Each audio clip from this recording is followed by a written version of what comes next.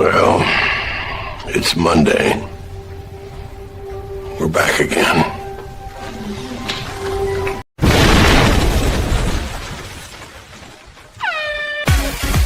It's Monday, boys and girls, let's party! It's Monday, boys and girls, let's party! And Dreamer's Point is the antithesis of the idea that Walt had this incredible optimism and hope for the future, that if we all work together and we all dream together, we could build the impossible and make it our reality. The antithesis, ladies and gentlemen, landed upon the heads of the NFL last night, and now it's not so swell across the Hollywood trades and everywhere else. They are hateful, they're spiteful, they're angry that TPUSA defeated them the way they did. Folks, welcome back to another beautiful experience of live streaming excellence right here on That Park Place, where all the news should be fun. Joining us today for our, shall we say, severe amount of fun that's on the way, Ron, Mr. Nice Guy himself from Follow Bradley's Fun is here. And MJ, she's feeling magical today indeed. And she's got her Jaws cap ready to snatch victory from the jaws of defeat by the mainstream media and bring you what you need to know when it comes to the theme parks. To you both, I say, bienvenidos. Bienvenidos.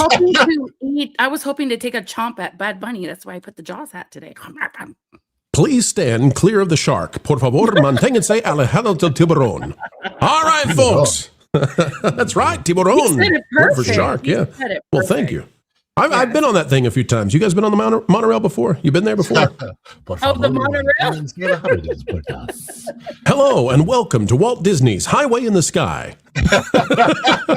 Doo-doo. All right, folks, we're going to be having a great time in our highway in the sky, the digital space that is, and we're in a race to get the news exactly right, just the way you need to know. The Super Chat goal for today, gonna get to 20. Gonna get to 20, folks, if we can do it. We'll do a special Q&A. We can't wait to bring it your way. It's an It's an invitation, not an obligation. It's your obligation to pay those 20. But we got a great show. Let's get to the one we've got so far from Ruby Hoove, gifting a TPP membership. Ruby, thank you so much.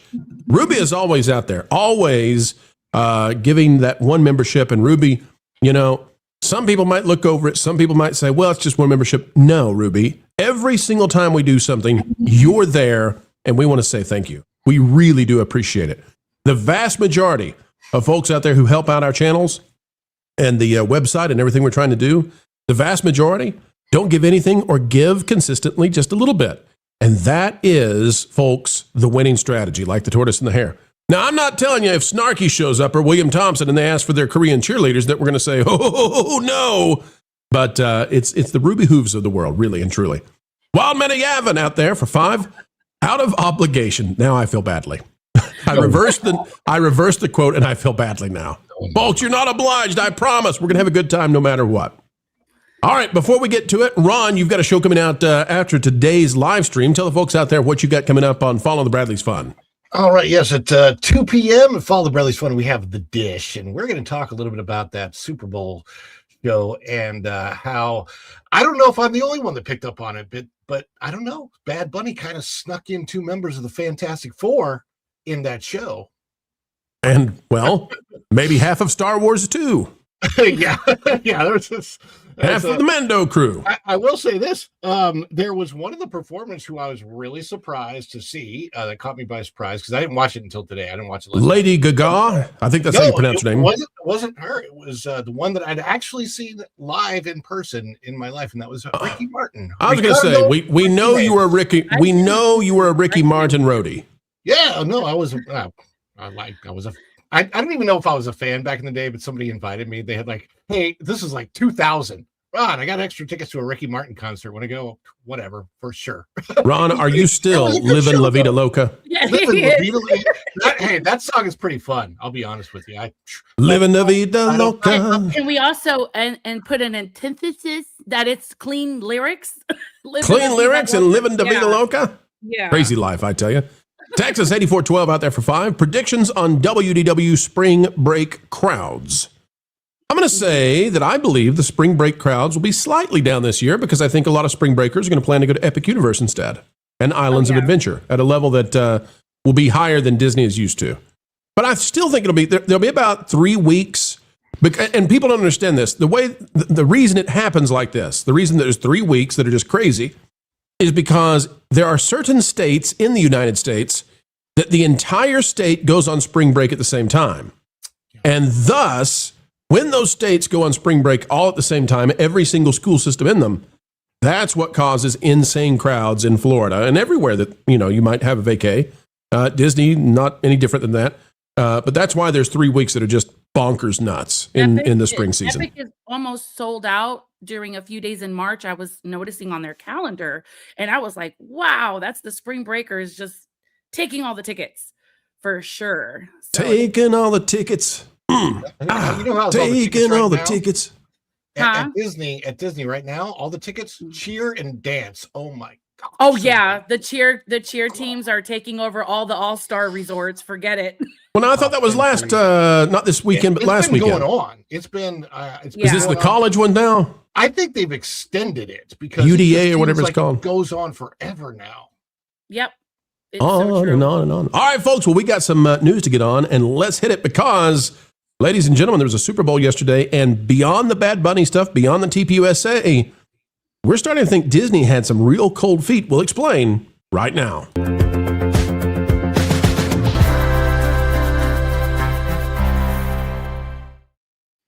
It's out of Laughing Place. Woody did show up. But where was Buzz? Where was Slinky? Where was Mr. Potato Head? Where was Rex and the rest of the crew? Well, they weren't there for me nor for you. Laughing Place says Woody shows off in new Super Bowl commercial for Levi's jeans. We did not get a new Toy Story 5 trailer last night, but with a double T by Luke Manning. Clever Luke. While Toy Story fans may have hoped for a new trailer for the upcoming Toy Story 5 during the Super Bowl, we instead got a sneak peek at Woody's bohunkus.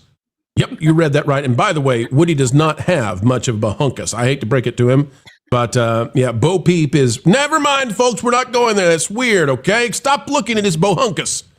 During the Super Bowl, LLX, whatever, I forget the number, American fashion brand Levi's debuted an all-new ad focusing on the backstory behind their jeans, quite literally, and one of the things it featured was Woody. Now, we can play this ad because it's only 4 seconds. So, folks, here's Woody and his bohunkus with the Levi's label on there. That's it. That's all there is to it. 4 seconds, we can play that. So, Woody's bohunkus. You didn't get a Toy Story trailer. You didn't get something exciting. You just got his bohunkus. And by the way, that was not the case for the main competitor coming out against Toy Story. Minions did have a trailer. Minions came out. Minions has been here, and without a doubt, they're going after Toy Story 5. So why? Why did Disney run away? Why did they stay away from the Super Bowl? Unless you say, they didn't run away. They wanted to focus on Star Wars. 36-second commercial for Star Wars that really is just Tauntauns pulling a wagon and a parody of a beer commercial. Mm-hmm.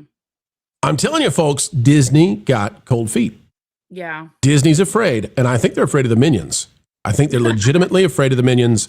Panel, what say you? Why did Disney skip the Super Bowl for Toy Story 5? What's up with this? They got cheap. So they did not want to put out the money. It makes me wonder, honestly, if it had something to do with the controversy surrounding the Bad Bunny halftime show. And after watching the show, I'm like, it wasn't that great. It wasn't that controversial. It was just a show, whatever. But I just think that Disney might have realized they either don't want to put out the money or they don't have anything truly ready yet. After seeing the Mandalorian and Grogu farce of a commercial, that was, when I watched that, I'm like, my head around that either. I was like, that was their trailer? It was weird. It was like, why? What does this have to do with Star Wars at all? Maybe they were trying to go for, like last year, they were very, very clever.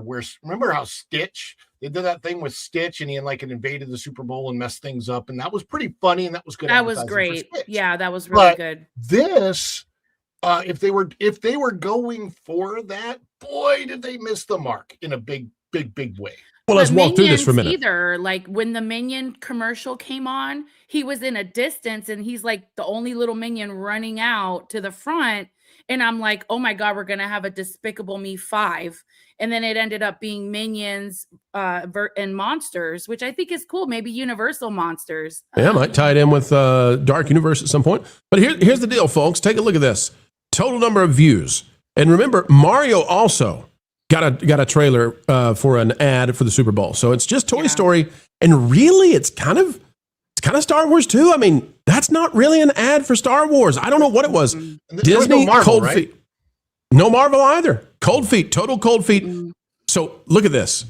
Now, in case you are wondering, did TPUSA win the day for the Super Bowl? Well, they're claiming they got 25 million views. Minions and Monsters, which is one of the few winners from the Super Bowl in terms of viewership, 2 million views. So yes, TPUSA won the day. But this got 2 million views. The Mario trailer got a bunch of several million views. Disney, nothing. They weren't there. I think they're afraid. I think they're worried that if Toy Story 5 takes a hit, they're in trouble. I think they're going to hide it away until we get to the box office debut. I don't think we're going to get much, guys. I don't think they wanted to pay, like Ron said. Maybe they just got real cheap and didn't want to pay. Is it in the fall? Is that the November slot, or when is it? No, Toy Story's coming out this summer. What? Really? Yeah. It's going to be a blockbuster summer. Oh dear Lord. Wow. I mean, you would think Toy Story should be solid, right? That should, but even if the storyline isn't great. I mean, honestly, was the last movie that wasn't particularly good with the Forky and stuff. I mean, yeah, Forky. Well, Toy Story 4, understand, I there's been major changes. Now you have Dana Wilton taking over as creativity. No, Ron, it's Dana Wilton. Is it? Oh, it's Dana Wilton. Thank you, sir. Yeah, Kathleen Kennedy's apprentice. Correct. And she's taking over creativity. Let's just say she's sitting in the seat of John Lasseter, right?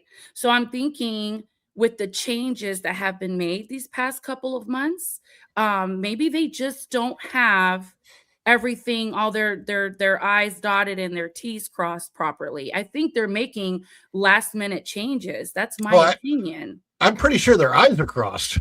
Now, let me show you guys why Disney lost bigly with the Super Bowl, okay? Definitively, I've got the receipts, and I'm gonna deliver it to you right now. This is why you're subscribed to TPP, ladies and gentlemen. How many, look, just a refresher, how many millions had seen the Minions trailer so far, guys? 20, was it 20 million? No, 28 2. something. No, I think it was 2 million. 2 million. 2 million. Yeah, I read 2.2 million had seen the Minions trailer that we just showed on a single channel, just on the Minions channel. You ready for this? Ladies and gentlemen, I delivereth unto thou thine receipts. Star Wars, Disney, and Lucasfilm channels all combined together, 1.89 million views. On all 3 of Disney's big channels, Star Wars, Lucasfilm, and Disney itself, wow. The total viewership still below a single Minions channel trailer. Yeah, also has Mando's in trouble. 8,000 downvotes, which is a lot. I was just looking at that. Yeah, I was Mando's in trouble. Down ones. Yeah. And this is why I believe they're hiding the Toy Story stuff, because they can't have this happen again. Star Wars is one thing, and it's a problem. Toy Story is one of the biggest brands Disney has. Star Wars is already in trouble. Toy Story is not. They can't let it drop. They can't put something up from Toy Story that's going to suck and damage the box office. It's not a good thing for Bob. It's not a good thing for Josh. It's sure not a good thing for Dana Wilton. Panel final thoughts that we see Star Wars on 3 major channels outplayed by the little yellow blob minions. I think it's ironic. Don't you think? In our personal household, we're going through the stuff that we're getting rid of in the box of toys that and we're trying to resell some of this stuff if we can. And then there was a box of stuff that we can't resell. And in that box of stuff that we can't resell was our old Woody and our old Buzz Lightyear toy that Sandra doesn't play with anymore. And we're going to have to probably give them to Goodwill, throw them out, if you will. And at Don't least throw in our them house, away. No. Send it over to Give Kids the World. They're always taking donations. You need to find a little kid named donate. Bonnie. Okay, Ron, you're playing this out in real life. Okay, IRL Bonnie, go find her. okay. And that box will go to Bonnie. Yeah, it's just sort of fun. And I mean, in our household, a Toy Story is done. Well, I'll tell you this: it might be done at the box office. I don't know. Okay, I'm not claiming one or the other.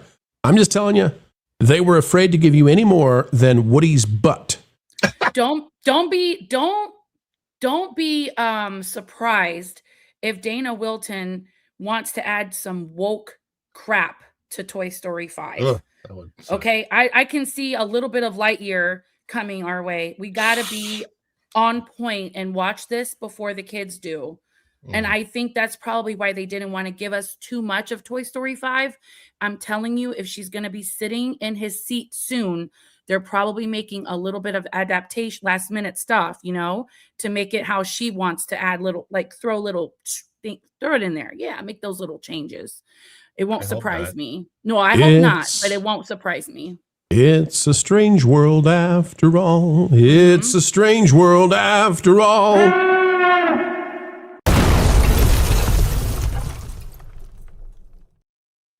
We got some breaking news, ladies and gentlemen. That freeze we told you about did some real damage to Disney, just as predicted. It doesn't make us happy, but we told you it was going to happen. And the cost, going to be a lot. BioReconstruct has this. It's a picture of the island, one of the islands. There's 3, I believe, in World Showcase Lagoon. But there's one of the islands so damaged that they've just had to chop down all the vegetation. And that's not all. If we go down, trees lining Epcot now brown, the leaves burned by the frost. And it actually gets a lot worse because, folks, take a look at this. The palm trees around Spaceship Earth, and I can understand why they got damaged. That thing is like a wind tunnel. And so the cold air with the wind tunnel nature of how Spaceship Earth works, they've had to just basically strip the fronds completely off the palm trees. Hope they survive. Hope they bring back their leaves. We'll see. And it might be worst of all, although we don't have pictures right now of Animal Kingdom, but this is pretty ugly. We've got entire trees and huge planters that are almost impossible to replace, taken down by the freeze next to the Hollywood Tower of Terror as you're going towards where they do Fantasmic. So this is pretty bad stuff. WDW News Today is reporting this. Jack Frost signs appear at Disney World after freezing weather. You can see the sign says, "Please pardon our appearance. We had a visit from Jack Frost. We're in the process of replanting this area for your future enjoyment." These signs are everywhere.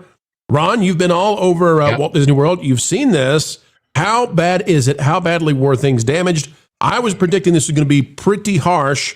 Very rarely does Orlando ever see wind chills down in the teens, and I would say it's something like a once-a-century kind of deal. No snow, but boy, oh boy, did it get cold. Ron, how bad is it?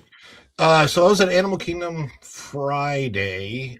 We went up to the conservation station last time. We had the opportunity to pet the animals because that's going away. The pollination, I think they call it a pollination station. There's a whole field in front where they normally have all kinds of flowers for the bees to pollinate. No, completely gone. It had the Jack Frost sign. I wish I had I'm pretty sure I have a picture of it, but I haven't sent it yet. But anyway, but yeah, that's completely gone. Walking through there's a lot of the plant life and vegetation that is dead in there. There's a lot. Animal Kingdom, their obviously first priority is make sure that you keep the animals warm and indoors and wherever they need to be. Fortunately, there were no dead iguanas lining the walkways or anything, but there were a lot of areas where Disney World was put in a place that isn't normally meant to get this cold, and it's extremely rare. I mean, we had temperatures where I have personally never seen this cold, where the wind chill got into like the 12, 13 degrees. The temperature was 24. It was well below freezing, and it got crazy. Around where I live, there's vegetation where in early January, it was warm and some of the things started to sprout and it almost looked like an early spring. And then those things have all died. I love Florida. I love, the people in Alaska right now are flipping you off, Ron, when you say, things were starting to sprout in January. It was looking like an early spring. And they're like, we don't get spring till May. But I don't know why they're using Jack Frost and not Elsa, but do they not want to make Elsa look bad or what? That would be so funny. Elsa destroyed Disney World, mommy. Hey, MJ, there's other stuff too that a lot of people are not talking about. I have seen images of, I think it's Gertie, the dinosaur, the ice cream dino in Hollywood Studios at Echo Lake. The tail has been broken. And there's some belief that the water froze. And of course, it was never supposed to happen and may have cracked the tail. We're going to have all kinds of stuff with the fountains and things around, not just Disney World, but Universal too, and SeaWorld, everywhere. Where these sprinkler systems and these fountains were never made to handle ice like this. So I think there's a lot more damage that's just not being talked about that they're quietly going to fix. But I think the expenses here might get in the millions and millions of dollars for all the theme parks working to fix this stuff now. Oh yeah, no, I agree entirely. We were driving up that way and we saw all the dead grass and the trees and all the foliage. I just pray that they fix Gertie's tail. They're not going to leave it like that. That's absolutely insane. I think they took it lightly and maybe even for granted. Oh, it's Florida. It's not going to get that cold. Maybe they just didn't make the right provisions. But they have to learn from this experience not to take it lightly. I don't know what kind of system, the pipes and the plumbing they use for for example, the little lake Gertie is on. If there's like a heating or a cooling mechanism, but they really took it lightly. A lot of damage, fountains, the trees, the grass, the flowers, the plants. It's absolutely quite a view. I was just stunned. I said, "Oh my God, look what the cold did." How dead is it right now? How damaged would you say? Like, is everything brown around Disney World? I haven't been since the freeze. Most of the grass is brown. We were around the Epcot area. We're at Disney Springs. I actually thought it was so funny. It was almost midnight and the Skyliners were still running. And I was like, it is 42 degrees out here. You're going to be in the Skyliner freezing your tail off if you don't have the right, coat or a hat or something or a sweater. I couldn't believe it. But it was cold. It was cold. Did you guys get the chance? Have you been to Epcot? Because I know that at Epcot, with the Festival of the Arts, they were working very hard to save all of the flowers. I don't know if they were successful or not. They put down these thermal blankets. Have you guys been to Epcot? Have you seen whether or not the flowers are back? I haven't been to Epcot yet. I think Marvin got all this stuff. He was there the other day. So I haven't seen any of this yet. Well, it's a lot of flowers. And if they're dead, I mean, it's going to be unpleasant. Definitely unpleasant to see. We're gonna be there right before Flower and Garden because we still have a day left on our tickets because I want to see the new faces on Elsa and Anna. But I want to see how the flowers and everything was able to, if they were able to salvage that. I would hope. Ooh, I'm looking to see if I can get a picture of the dinosaur's tail that's been broken off. I don't see it. I have not been able to find it again. But anyway, folks, go check it out. You all find it for us and let us know. When are they going to fix poor Gertie's tail? We need that fixed. Yeah. We need that dinosaur back. It's the last dinosaur we got at Disney World, I believe. Is that true? Is it the final dinosaur? My, oh my. Yeah. The Universe of Energy gone. Universal's totally throwing shade. They have all their billboards on I-4 and just all the major roads and highways and such. They're like, don't worry. Like, don't fret. We have a T-Rex. They're just throwing so much shade at Disney. I thought it was hilarious. I didn't grab a picture of it, though. And I don't know if you all know this, but dinosaurs are popular forever. So it doesn't matter if you got a movie, it doesn't matter if you got a show. Kids like dinosaurs. They're gonna go want to see the dinosaurs at Universal. It doesn't matter. Disney, you might have messed up on this one. The last dinosaur, tail broken at Hollywood Studios from the freeze.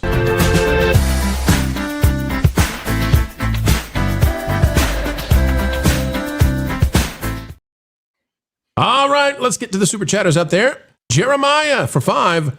Why is Harvey in this film? And he's working with the Minions. Folks, I don't have the image of it right now, but Jeremiah is exactly right. In the Minions and Monsters movie, the new little monster is a green gumball-looking character with, he looks like a cross between Harvey Cthulhu from Overlord DVD and Zoidberg from Futurama. Very merchandisable, I believe. But yes, he's in Monsters and Minions, Minions and Monsters, whatever the name is, he's in there.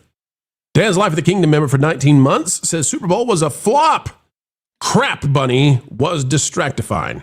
Oh. Yeah, we'll have those ratings coming in. I haven't looked to see yet if they're delayed in bringing you the Super Bowl ratings. You'll know it was bad because usually the next morning they're out to brag. They're about to tell you.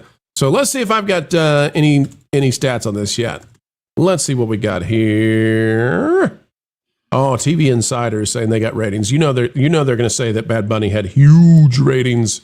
Yeah. Oh, I love this. We're going to cover this on the Pro Show tonight.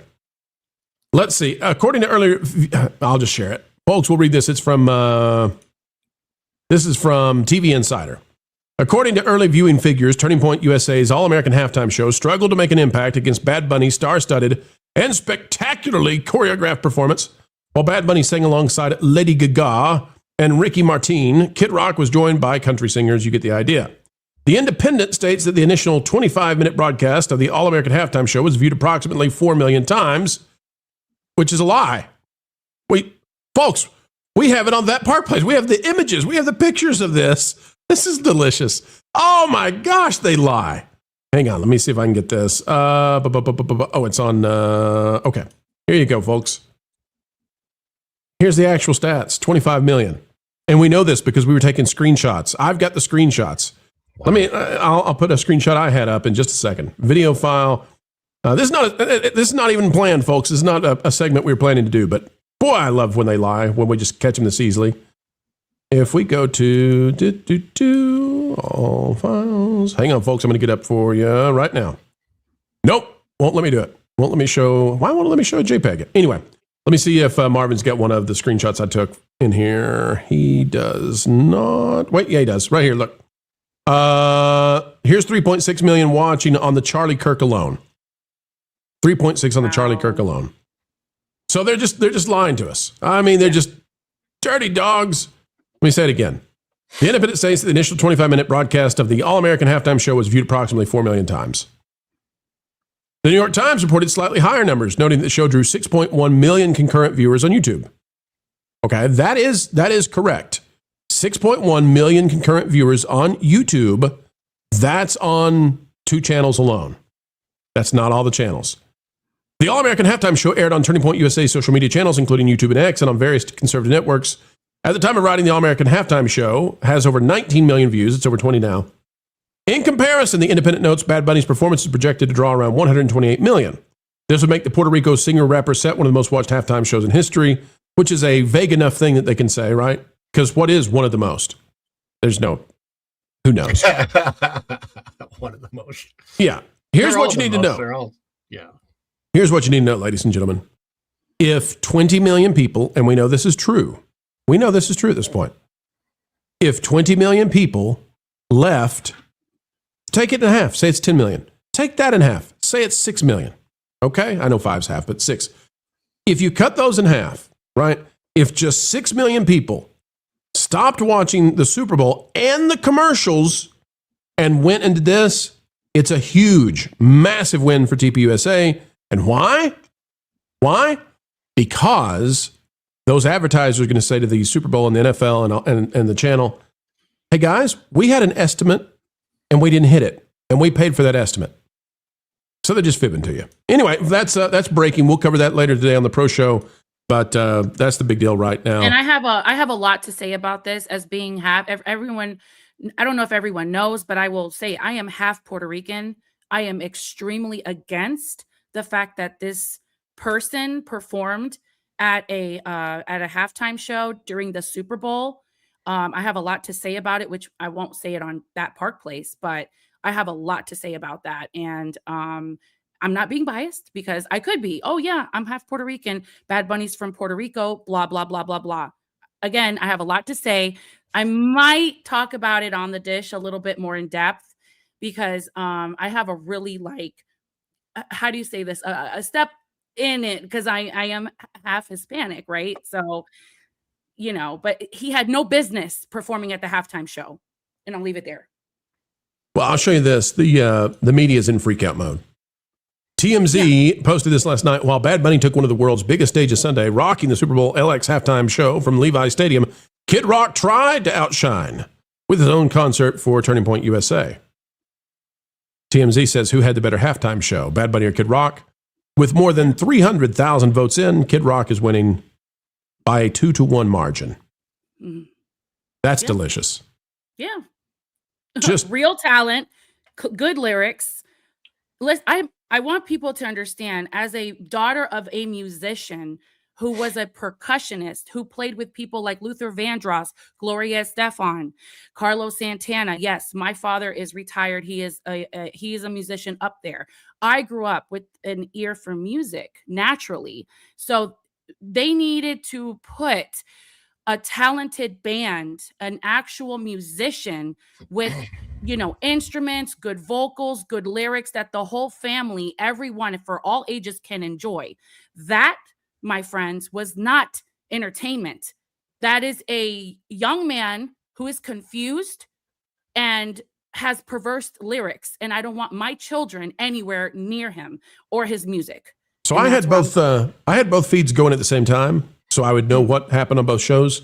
And as I'm looking over at the Bad Bunny thing, there were women in beige shorts who were twerking, and the camera was aimed straight up their bohunkus and other areas, folks, which if you'll go take a course in anatomy, you'll find out what's there. So lots of shaking of that, and I'm not sure the kiddos should be watching it, but hey, you all decide. There were also kids on stage with them. That's right. That's right. Disgusting. That's revolting and disgusting, and shame on them. So what do we find out, folks? We told you last night during the pro show that we said they're going to tell you that it didn't matter, and they're going to tell you that if it did matter, it was a bunch of rosas who turned it off. And guess what? We know them better than they know themselves. Butterbiscuit 92 for 23 months. Wah to da da, da bang da bang, diddy diddy, said the boogie, set up, jump. The boogie would have been a crime if he did not do that song. Great halftime show. Never heard Dirt Road Anthem, and I love it, says the Biscuit. You know who else loved it? This guy right here with this beautiful new logo, brand new channel. Vash Sky joins us. Vash, how you doing today, buddy? Doing very well. Thank you so much for having me on. Sorry I'm not I'm able to be on camera. I had some electrical issues last night, actually, so that's very interesting. But I am here, and I did like the TPUSA halftime show. It was a lot better than I thought it was going to be. I was a little bit worried when we started to see the initial promotional material for it, but I thought it was pretty good. I just wish that Kid Rock had a little bit more playing time, because everybody else got 3 songs. He only got 2, so... Yep. Well, he was very high energy. Vash, you are high energy, and you've got this brand new channel that folks need to go subscribe to. Vash Sky Park Cast. It's at Vash Sky Park Cast. Folks, go over there and get subscribed today. Let's get him over the 400 mark. Vash, when are we going to get some beautiful, wonderful stuff here on this brand new shiny channel you got? As soon as I can produce it. So I did have a video that was ready to go up and ready to get out, but I looked at it. It was kind of like, you know what? This is a tone setter. You can only make a first impression once. I actually scrapped that video. And so now I am just about done with the script process. I've got a lot of clips in order to provide visuals and reference material for what I'm doing here. It's going to be a little bit more of a long form analysis of Josh Giamotto's career. A lot of stuff that people aren't talking about. A lot of stuff that people have forgotten. And I think it's going to be something that if you're a theme park fan or not a theme park fan, or just interested in business or the Walt Disney Company, you can share with your friends and family and be up to date on Disney's newest CEO. It's going to be huge. That's what I've heard. Going to be huge. Huge. All right, folks, let's take a look at Texas 8412 for 5. Ron, did anyone buy you your Rose Tico figures? What is that like? It's a hate crime, Ron. Is that a figurine? Is that like a tea set made of rose that I would have given to my wife? What is a Rose Tico? Let me tell you what George Bush would say about it. It's a Star Wars thing, right? George W. would say something along the lines of this. Ron, what they're trying to do is send you a terrorist attack. Rose Tico is bona fide from probably Afghanistan, and she's going to come over there and pull a Dick Cheney on you. Be careful, Ron. I don't want that to happen. No. No. I don't shop at Ollie's, so. Bora Bora, where all your Rose Ticos can be found. The first Dragon Queen for 5. I have Vash, the Dino Nugget box. Does that make Steve a nugget box too, since they are twins? Hugs for all. Oh, Vash, you're getting the nuggies. I guess I'm getting the nuggies. Yeah, those Dino nuggies. I don't know. Have you've had them? I'm guessing, Pro. They're Yep. not very good. No, they're not. They're not. What They kind look of cute, sauce? but they're not very good. What kind of sauce goes with the nuggies for you, Vash? I'm a barbecue sauce kind of guy. Barbecue sauce. All right, thinking heretic out there for 2. Reason Disney blamed Jack Frost. Oh my god. This is true. Somebody call Martin in short and let him know why he was cast. I love it. Short. And 47 family member for 20 months. Let's see. Bad Bunny. I'm going to assume Bad Bunny was a huge No. suck eggs. No. Ron, you're going to have to squint a little bit. You got to see what that's a play on words. Suck eggs. Okay, there it is. Yep. Yeah, okay. Bad Bunny I was was a gonna huge say- suck eggs. If they were going to say success, I would have said it stood for me, Byron Bradley. But Oh, Byron. All right, ladies and half gentlemen. of the crap he was saying. I'm like, what is he saying? It was really muffled. I would recommend people go check out the videos taken from the stadium of the crowd. oh my The God. crowd could not see him. The crowd could not understand what was happening. That was made only for TV, and even for TV, it was not impressive. So, but we told you they're going to say all day and for the rest of the week, it was great. It was fantastic. TPUSA had no impact. And if they did, then they're a bunch of racist, phobic kind of people. And they would not be making articles about it unless they're truly bothered. They're bothered big time. Mm-hmm. I do have some video of the crowd during the performance. They didn't seem to be overly enthused. But if they were able to see this halftime show, they would have seen there, Pro. I don't know if you've seen the headlines of who was there in the audience. You know what was happening on the ground there, Vash? Mm. It's time for the winter whistle. The sizzle has frizzled like a slush puppy. It's time for the winter whistle. No Pedro and trailers. Where can he be? Is that like a personal attack or something? I love that so much. I needed that. Pedro was on the grounds, Vash, with the rest of the crew, with Bad Bunny. And Vash, do you have the video? Can you share it with us of the crowd? I don't have it at the ready. If you've got that, we'd love it. I've got that, and I've also got the Pedro being very selective on who he actually records here. Oh. You can go ahead and share that right there. All right, here we go. Notice There's how Pe- he's Go only ahead. recording certain people there. Mm-hmm. Who are those two? Oh my Is gosh, that- he looks like such a Is fruit. that Jessica? I think don't that's know, but you can The see one is Jessica Alba, I believe. he's only recording one right there. But I think I have the other video as well. Let me. Go All ahead right, and what get else we that up. got? That looks All like right, Melania. give me just 1 second here. Sorry, I got to go to my chats because I was sent this. Trying to picture I mean that the audience enthusiasm didn't seem that great for sure, because just honestly it just wasn't very good. Here we go. Let's go ahead and see if we can put the here. Okay. Yeah, this is the one I've seen. So this is the audience trying to watch this, and you can just see everybody's like, what? I mean, you got a couple people dancing. Everybody else is like, what is this? yeah. Vash, pause it as it's going to swing back in just a second to the right. Wow. Pause it Okay. when we get a view of the field so you can see what these poor people, I mean, they spent so much, pause right there. Yeah. That's what they're Yeah. trying to look into. They Right. can't see anything. No. There's no stage. Music, if the music was good and it was a real artist or a band, music is just like, you feel it in your soul, you get goosebumps, you move, you look over at your husband or your family, your kids and whatever, and you're just enjoying.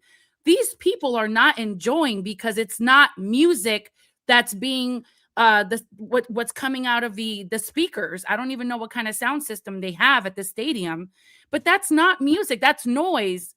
You don't even know what he's saying. Yeah, it's weird. I've had several people comment to me because I didn't actually see the performance. But several people comment to me who spoke Spanish and spoke it very fluently, couldn't really understand what he was saying either. More importantly, though, that his musical performance, while, hey, look, if it's in Spanish or whatever and you prefer that, great. Just musically, it didn't sound good, at least to my ears from the clip that I had heard. So one thing I noticed, because I didn't watch it until today, so it's pretty fresh on my mind, is that in order for the show to work, what worked about it was the massive amount of production. Everybody else besides Bad Bunny making like, as a solo performer, he's just not good. But what happened was everybody else came together to elevate his performance to make it look better than it was. The sound was a lot of mumbling, like his own vocals was a lot of mumbling. Lady Gaga's performance was fine. Ricky Martin's performance was fine.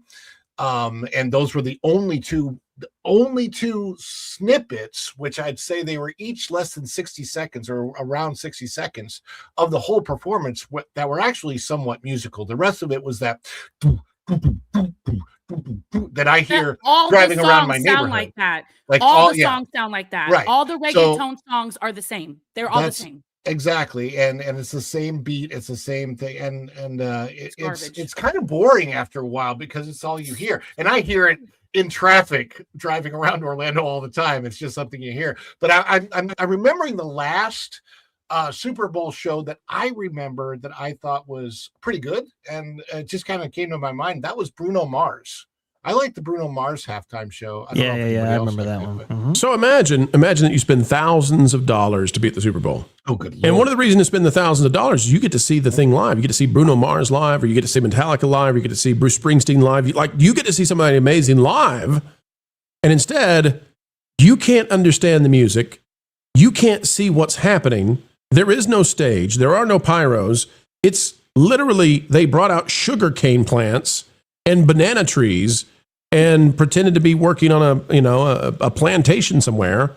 Right. It's not a great look, not a great for the look for the NFL. And this is why all this week they're going to be raging. It is full rage mode coming to you, folks. We got something to be enraged about. We're going to bring it to you right now. What is it, you ask? What if we told you that Rivers of America has been tracked down, the new version of it, and it turns out it's a teeny weeny, itsy bitsy little baby trickle. It's showtime! Straight from the heart of the park. All right, straight from the heart of the parks. Take a look at this from Blog Mickey. First look at construction for Stream, replacing Rivers of America in Cars-themed area of Frontierland. I'm going to tell you, I don't even think it's a stream. It's a trickle. There are mini golf courses, putt-putt as some of you say, that are bigger than this one. While visiting Magic Kingdom recently, we tried to get a sneak peek at the work taking place in the former Rivers of America basin for a new Cars-themed area called Piston Peak National Park. We rode Tiana's Bayou Adventure for an elevated view of the work and then got a sneak peek showing how much the project has expanded. Here's a look around, and they've got the pictures you can now see. And Vash, this is very unimpressive. We've talked about this, what was supposed to be and what will be quite different, I think, than the concept art, but this is the area we were looking at. This is just the Cars attraction. And you can see the original concept art. And you had this raging river with waterfalls and all this stuff. And they're gonna fix it, man. They're gonna fix it. They're gonna put the water back.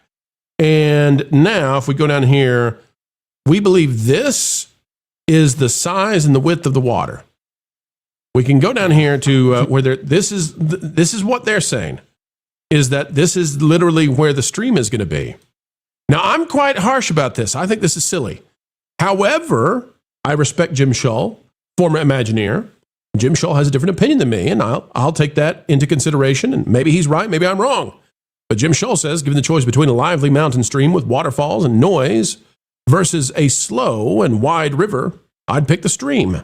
We'll see the results when the roast is finished cooking, and there's another picture of what appears to be the stream. Now, Vash, the reason that Blog Mickey is saying this is the stream and not, work for the mountains is because it's buried in the ground, one.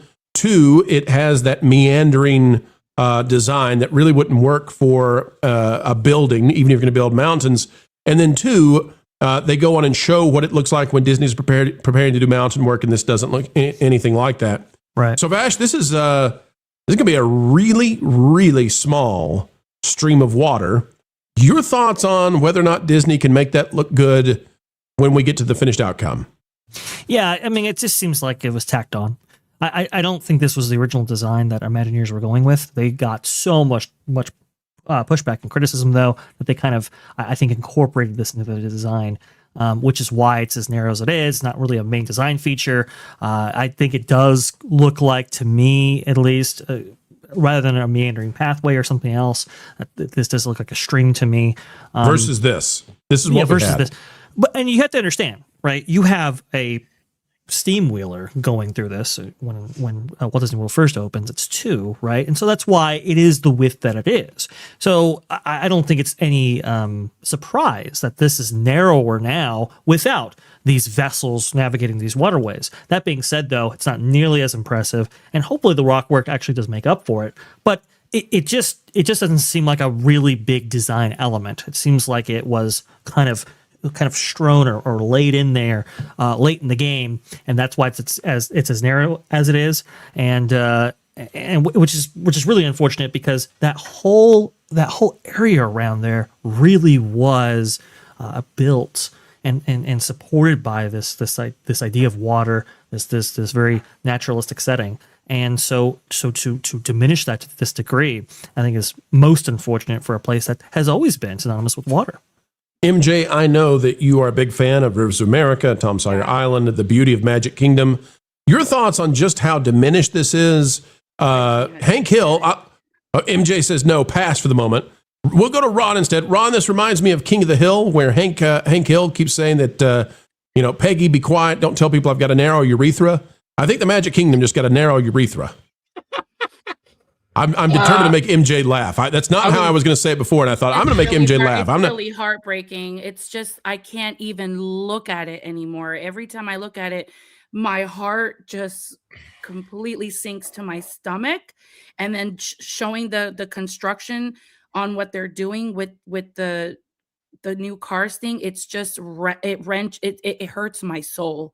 Is that because Walt, this was one of the only attractions Walt really had direct input for the Magic Kingdom, because he passed away before construction even began? Is that one of the reasons that it bothers you so? 100% one of the reasons why. And not only that, this is a place where it's a born attraction with the opening of the resort, and it's where most of us have memories with our family, close friends, loved ones. We have photos and videos. This is not, a regular attraction. This is Walt's passion, his vision, his dream, what he wanted. This is America. Yeah. If you don't like that, there's something seriously wrong with you. I'll let Ron take it, because we'll go to Ron, and then Ron, after we get to you, I want to come back to this issue of land. Vash, I'm going to come back to you after Ron. I want to ask you, I want to pick your brain on how much land they have and whether or not they could have done everything they're doing without destroying this. Go ahead, Ron. Well, I cannot see this in any other way than as an absolute personal insult to Walt Disney himself. And there's a very specific reason why. And it has to do with my history. It has to do with Walt's history. We both were brought up in Missouri. We were both brought up in the place where the rivers of America, the Mississippi, the Ohio, and the Missouri all converge. That was St. Louis. He was born in Chicago, and then moved later on to the Kansas City area outside Marceline, Missouri. And the Missouri caves, the whole westward expansion idea started there in Missouri, in Walt's home state, right? And that's why this was so important to him. He put it in Disneyland. He absolutely wanted it at the Magic Kingdom. And it is the American frontier. It was the westward expansion. It is so much of a part of history. It was, they could have even changed the story to move it away from Tom Sawyer and Huck Finn. They could have done that and left the island there and made it something else that was part of the frontier. And it would have been fine. Maybe some people took offense to the fact that of what the natives were called by Tom and Huck in the book, whatever. I don't care, but they should have left and preserved that island. And they should have left the rivers of America. All of this was so much a part of Walt that I just can't see it as anything but a personal insult. And then to put cars, which makes no sense in there. It's just it's far more than heartbreaking to me. Yeah. This is the one thing about that Walt Disney World is doing that actually angers me. Like, it really, really ticks me off that they're doing this. This is an insult to the fans, an insult to everybody that's loved Disney, an insult to Walt, an insult to his family. And I just think that this is disgusting and should never, ever have been a part of the Magic Kingdom.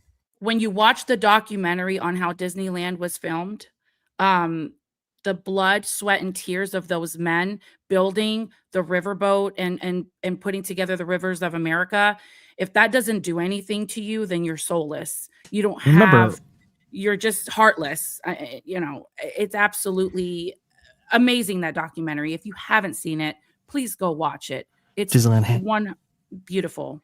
Disneyland handcrafted by Leslie Iwerks, to MJ's point right there. I'm sorry, I didn't mean to speak over you, but no, I'm done. The riverboat. Remember, you have to understand, the Mark Twain, it was one of the first steam wheelers of its kind built in like 80 years or something, and that was personally financed by Walt himself through cashing out his life insurance policy. That's how much he believed in this idea that he wanted a steam wheeler within his park, and really, I think, really set Disneyland apart right from jump.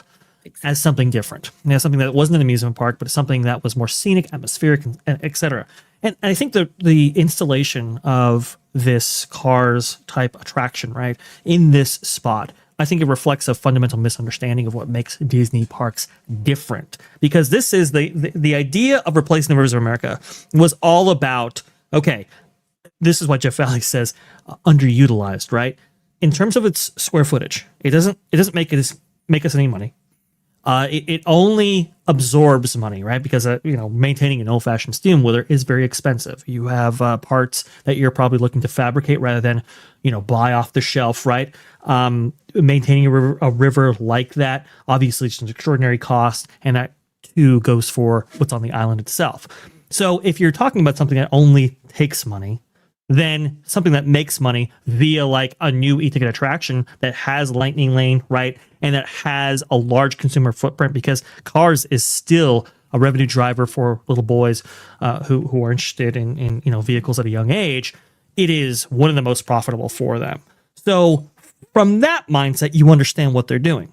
And I think Pro, I think you were going to ask about capacity and whether or not they could have done this anywhere else. It wasn't Let me just show this real quick, Vash. Go ahead, this was the plan, as best I can tell, from the late Eddie Sato.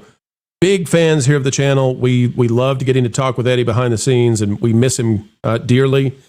This, as far as I can tell, was the plan Eddie came up with. One of the last things he ever did to try to convince Disney you don't have to destroy the rivers of America.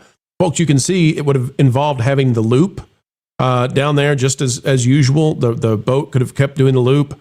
And then it would have connected with the canal. But you still had 26 acres of property that you could develop for attractions. And you could have had the Cars ride slightly north of where it is right now, and then a massive Villains Land that stretched the entire northern part of Magic Kingdom.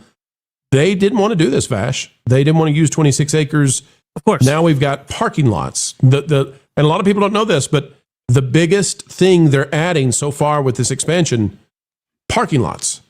Yes, because they some of what they're doing will require support infrastructure, but the reason why they didn't decide to just expand the Magic Kingdom, right, was because they would have had to put out additional funds and money to support those investments. So you would have, if you would have considerably expanded the capacity of Magic Kingdom, you would have had more parking. You would have had to deal with more cast members. You would have had to deal with more back-end infrastructure to support that. And they just simply didn't want to do that.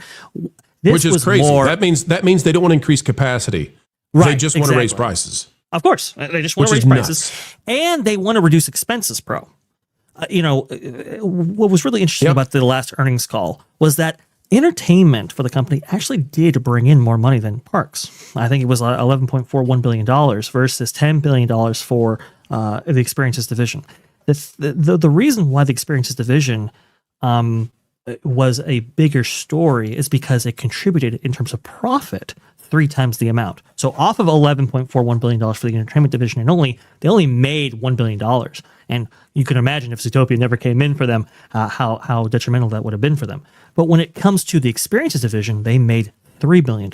Why? Because of aggressive moves like this, the over monetization of the parks and the reduction of expenses is how they get to that $3 billion figure. This is very consistent with that philosophy. But again, though, what makes Disney parks different? Walt knew it back in the 50s. That you have experiences like this that don't necessarily contribute to the overall revenue or profit and are expenses to maintain. But it sets you apart from your competition because there was nothing like this in Florida, and there's a whole bunch of dirt tracks as we've seen in the surrounding Florida area. Mm-hmm. There you go. I'll tell you one more thing about this is there's a soundscape issue. And think about that with me, ladies and gentlemen. There's a soundscape issue. One of the things that you could hear and you just knew you were in a special place, unlike any other, is when you were riding the ferry or when you were outside the entrance to Magic Kingdom. There was a combination, the sound of the train, the horn blowing, combined with the sound of the ferry. Those two together created a sound that's unlike anything anywhere, and you could hear it ringing across the lake. And taking that away, I'm sorry, but there are just things that put you somewhere else. When you're going to Typhoon Lagoon and you hear Miss Tilly blow that horn at the top, or when you hear the big wave take off, I'm at Typhoon Lagoon. Yeah, it's a remember vibe. when they would communicate back and forth the train with the boat. Yeah. You remember that? Those are such special moments, especially because you might be riding one or the other, and you had you're on the boat, and then the captain of the boat he starts blowing the steam whistle to the train. The train blows back, and they're communicating, and you're just like, that was Disney magic that doesn't get created anywhere else and will no longer exist at the Magic Kingdom. They ought to change the damn name.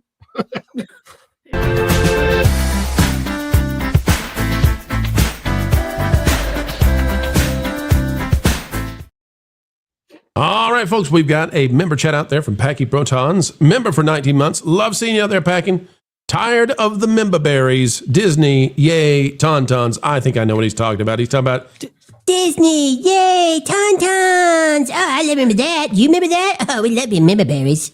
Did we get confirmation, by the way? I had heard a story out there that supposedly that ad spot was like $10 million, and that was a spot that was directed by Jon Favreau himself. Did we get any confirmation on the stories related to that Super Bowl spot?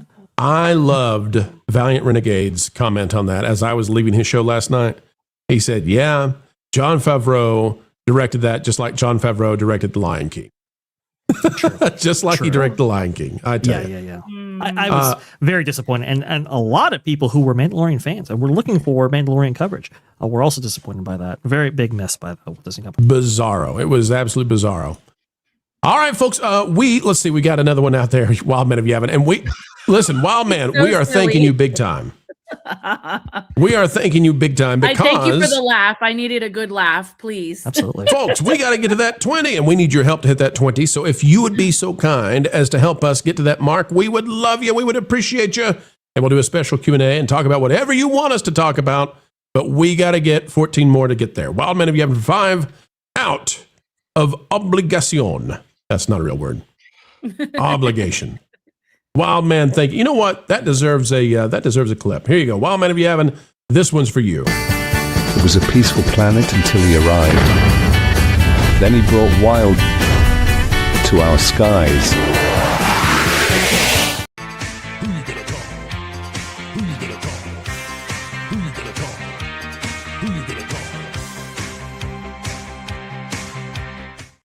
I love that commercial for packing protons. That is so awesome. We're just not getting a playing hits. Ghostbusters ride over at Universal, so at least we have a really cool commercial for packing protons. That's right. Get your proton packs ready, ladies and gentlemen. All right. We got a heck of a story coming for you right now, and it has to do with the Muppets. It's, well, I wish I could tell you I had good news. So instead, I'll just stay silent. There we go. One more for the top. Triple decker, just how you like it. Wow, thanks, Mr. Walt. You enjoy it. We will. Muppet Vision has been scavenged. Like it was sitting on Tatooine, perhaps. They have had all the props stripped away, and it might be, folks, time to say they're never coming back. We'll explain why it's looking unlikely that Muppet Vision is going to return, even to Hollywood Studios, even to the Muppet Courtyard. That will be Rock and Roller Coaster, even with a show building right beside Rock and Roller Coaster, and with a villain show in there that's exceedingly unpopular. WDW News Today has this one, Muppet Vision 3D reference hidden in the Muppet Show with Sabrina Carpenter. Now, the reference is this over here, this left side says Muppet Lab text only. It says a Muppet Lab sign from Muppet Vision 3D was recycled for use in the Muppet Show Revival special that aired on ABC and Disney Plus this week. You can see it over there on the left. In the Muppets Lab skit of the Muppet Show, a Muppet Lab text only sign is visible on the wall. The prop once hung outside the Muppet Vision 3D theater on a staircase unavailable to guests. You can see the sign to the left in our photo below. You can see over there on the left side. All right, so there's that. But also, from Shishigumi, a prop from the now-defunct Pizza Rizzo restaurant is featured in the Muppet Show special. Folks, I've looked at this before. It's kind of clever. You can see Big Mean Carl has been winning a lot in the pizza eating contest, Hall of Fame with Pizza Rizzo. And guess what? Yeah, it showed up in the new Muppet Show from Seth Rogen with Sabrina Carpenter. It's on the wall right there. Now, people are making articles about this, and I don't know that it's worthy of an article until you figure this out. What does it mean that these props showed up in the Muppet Show? Does it mean that Seth Rogen is just a huge Muppet Vision fan and a Muppet Courtyard fan and just knew that these things would, and they just planned it? They just got to get the Easter eggs in for the Muppets. Or, more cynically, as I so often am, realistically, some would say, does it mean they boxed up all this stuff and put it in a whole bunch of props that then the people at the Muppet Show went through and found what they needed to fill in the gaps? I would suggest the latter. I am now thinking that they actually moved off property away from Disney World, all of the Muppet stuff, and handed it over to the Muppet team in entertainment and said, use it if you need to. We don't need it anymore. And that leaves me thinking that all the stuff from Muppet Vision 3D was hauled out of there, and that would mean it's not coming back to Hollywood Studios in a theater that they should definitely use to do just that. Oy vey. Ron, we begin with you. Your thoughts on this theory. You think they just loaded up and took it away and gave it to the Muppets performers? Some of it, a lot of it was destroyed. My understanding is there are people that actually had shots of things like the Miss Piggy fountain getting demolished completely. Yeah, I know about the fountain. Yeah, and some of the. I've heard stories of some of the people that were doing the demolition, like laughing about it. I don't know. Well, that happened at Splash Mountain. We know about the intern at Splash Mountain who was happily shredding the animatronics in a giant. I forget the name of the thing, but so. Anyway. But as far as the props are concerned, I'm sure that what they probably did is they're like, okay, guys, we got this, blah blah blah. You got to save this over here, and we'll put them in these boxes. And the boxes probably got marked and shipped. I don't know if they got shipped to California, whatever. I don't think that. Well, yeah, they had to. Yeah. They had. I don't think they had any plans of bringing, Muppet Vision 3D back at all. I know that cannot possibly be in plans. That doesn't necessarily mean that it couldn't potentially happen, but right now I am 100% sure they have zero plans for it to happen. There's a lot of changes going on. We'll see what happens, but there's a collaboration. People are so confident about Josh tomorrow. And I've said the whole time, I am so scared with Dana Walden being in charge of creative. That is not the right person for that job. And if she kicks Josh to the curb, which she certainly could. She got a bigger salary Right. than we may have all kinds of unforeseen issues that we don't even know about yet. You know, they always say the grass is greener on the other side, and we were all looking forward to the other side of Bob Iger, but I'm never looking forward to the other side of Bob Iger, Ron. I have never thought about Bob Iger and thought I want the other side of him. Here's what I don't understand. That's a good point. Josh D'Amaro, there are articles everywhere now after the Muppet Show saying, Josh D'Amaro, he loves the Muppets. Oh, he just loves him a good Muppet, and he wants more of them in the parks. And I'm like, wait a minute. Isn't it under Josh D'Amaro that they took the Muppets away from Liberty Square? Isn't it under Josh D'Amaro that they destroyed the last remaining work of Jim Henson in the parks? His magnum opus, the greatest thing that he had worked on, Muppet Vision 3D. Like, I don't understand how they think we're this stupid. And maybe there are just such low IQ people that they realize this is the dude who destroyed so much of the Muppets, but he loves them. Oh, he loves them some Muppets and he wants them in the parks. What is going on? Why are people believing this? I don't actually know why they're believing this, because I went to the Wrap article. I read the whole entire thing by Ben Fritz. I'm sorry, it was Drew Taylor. A wonderful article. I went over the sometimes illustrious history of the Muppets and maybe not so much, right? And how Disney's interacted with them. They didn't say anything about Josh D'Amaro really loving the Muppets and wanting them back into the parks. I think that's a complete misread of that paragraph that actually featured Josh D'Amaro, and it was a very small blip about it. Yes, they are incorporating the Muppets into something like a Rock and Roller Coaster, but their presence in the parks will have been extremely diminished with the demolition and destruction of Muppet Vision 3D, and this goes back to this idea that we covered in the Rivers of America video and segment that you have to reduce the costs of these parks and how much it costs to operate, right? What the replacement for whatever will come out of the Muppet Vision 3D replacement will be probably largely screen based, and it won't have nearly the cast members required to actually pull it off, nor the audio-animatronics and old school audio-animatronics that it took to run that show and maintain and so forth. That's what they're doing right here. And when you look at it through that lens, everything else makes sense. Versus you could have very well kept the Muppets and even incorporated into a Monsters Land very, very easily. They didn't want to do that. And this is why a lot of people are like, oh, we're going to get like the People Mover back, or we're going to get the Muppets over here. We're going to do this. We're going to do that. We're going to do the other thing. We have, understand, folks, with Josh D'Amaro as the chairman of the Parks and Resorts or Experiences, we have lost far more than we have ever gained. Why do you think that's going to be different now that he's more removed from the parks than he was before? What? This is so strange to be too Vash. And MJ, I want to come to you in just a second, but Josh D'Amaro comes off as a really nice guy, and people that they want to like him. But he has changed the parks fundamentally in a way that Chapek never even imagined, into this money extrication system that just hoses people, consumption point to consumption point, and he's stripped out so many of the things that people loved in the parks. What do you make of this idea that there's this cognitive dissonance surrounding Josh D'Amaro and who he is and what he does at the parks and what he might do with the company? I've said it before and I'll say it again. I am very skeptical of Josh D'Amaro. I'm not jumping up and down for joy. I'm hoping and I'm being optimistic that he will do the right thing and go in reverse and go back and sit down and maybe read some footnotes that Walt left in his office.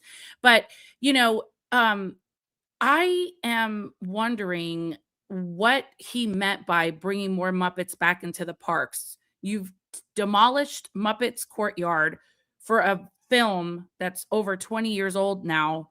And then we have the Disney cruise ships that are putting together a Muppet show, which we have no details which cruise line. It's going to be Disney Cruise Line, but which specifically which ship will have the Muppet show on it. And are they going to be taking some props from the Muppet area over at Hollywood Studios? But then again, you have people like Rogan and Carpenter, Sabrina Carpenter, whatever her name is, who are just like, oh yeah, let's just put a Muppet show together. I really don't know what's happening and what's going on. But after handing over, the Muppets to Rogan to do what he wants with them. What do you plan on doing with the Muppets in the parks? Where are you going to put them? What are your plans? Give us something solid to go off on, and then we could have a little bit more hope in you. Like, oh, okay, that's what he wants to do. That sounds good. Nothing. And like, he's been in charge, and look at what's been happening even under his I can't even put the words together, but with his supervision, he had control over some of these things. Who's the real Josh Tomorrow, Vash? I think the real Josh Tomorrow was. It depends on who he's in front of at the time.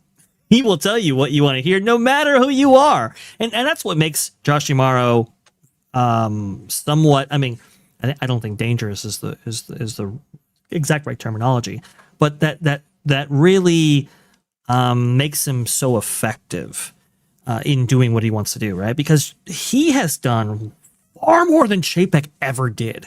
What does Josh Tomorrow have that Chapek never had? A great smile and charisma. Yeah, he has both those things. And that just allows you to just go way further and farther than Chapek could ever possibly dream of, right? And really kind of alleviate himself from all criticism. Honestly, I mean, think about the D23 Expo. I think it was in 2024, in which they announced the projects related to Muppets or even Rivers of America. Right? They never told you where those things were going, and everybody just clapped and cheered. Oh, we're going to get I think at that time it was just the Monsters Inc. coaster. We're going to get Monstropolis.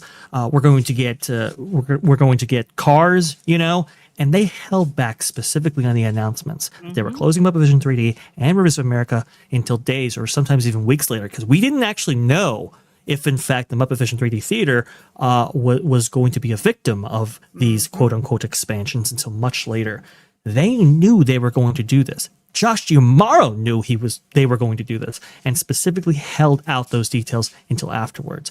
And that's just kind of the scheming going on right there in order to protect public image and yet fulfill these mandates as by these vice presidents or these presidents of these certain parks and resorts who want to both reduce their operating costs and also to maximize on their earnings potential. Well, now we were talking about the Muppets possibly going to the Disney Cruise Line, and Mr. Cynic, that's me now. Why would they want to do that? I'd want to replace this too. Folks, just stare at it for a minute, and Maui. Wait, is that on the right? Is that supposed to be Maui? That's supposed to be Maui, and on the left is supposed to be Moana. This is a literal image from the Disney Cruise Lines. This is what they've got out for. How many Polynesian men could audition and really take the role of Maui? I mean, what were they thinking? What I saw the other night live. This is why they'd like to have the Muppets.